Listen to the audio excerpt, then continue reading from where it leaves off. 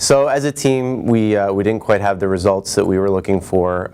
We had some very strong individual performances. We were led by 3 different players. We had 4 individual performances under par, so a lot of great things that we saw, but again, we just didn't quite put it together, and I think everyone is looking forward to the spring where we get a chance to prove that and to do that. I was fortunate in my previous position to have a lot of responsibilities that were similar to what I was facing here as a first-year head coach. So there wasn't too many things that caught me off guard, but I think you have to get used to all of the players' eyes being on you. They're looking to you for all the answers, whether it be with golf or with anything else. And I enjoyed that. I thought it was fun. We've got a great group, 6 very mature young ladies, and I think it was something that I was excited about coming in, and it lived up to my expectations, and it was a lot of fun. Obviously this was a team that had some great success, finishing 9th at Nationals last year, finishing the rankings 13th. So you have in your mind that they're a good team. When I took over, I knew they were a very good team. Obviously, we lost an All-American and a great player in Mirabel. But then when I got here and I really got to see them play firsthand, I was surprised how good they were.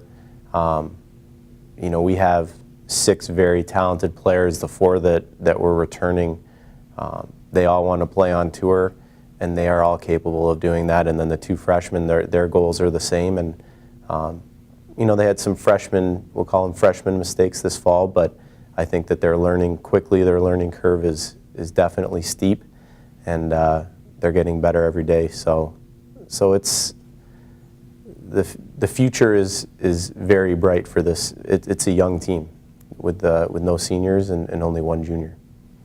Well, it's for me, coming from a school where we couldn't play this time of year, we're limited from an NCAA standpoint how many hours we can play with them, but the 6 of them are extremely motivated, and on their own they have the chance to play and practice through this time of year. When they come back in January, we'll get right back into it, and again, that's something that as a first-time head coach and being down in New Orleans, I'm looking forward to the fact that we can be outside, be playing 18 holes, and be ready for our first tournament when we go to Orlando in February.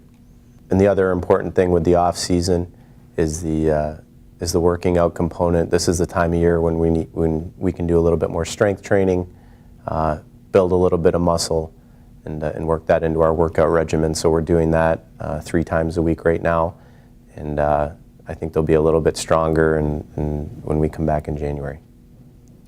Our expectations, not only for myself, but I know for the team, are extremely high.